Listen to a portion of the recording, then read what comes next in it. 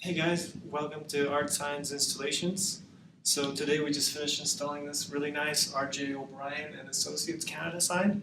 As you can see, there's a combination of a light shade brushed finish with custom colors that are specifically matched according to the branding specifications of the company.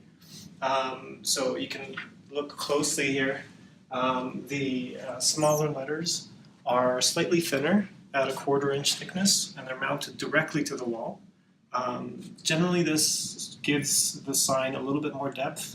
The smaller letters, also being finer, allow for better legibility as opposed to if they were thicker. So they're mounted directly to the wall. The larger letters, on the other hand, are bigger and they can be a little bit thicker and raised off the wall for an additional sense of dimension.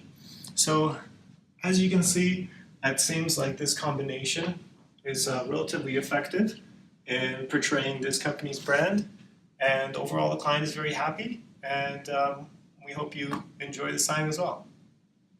Thanks for joining us.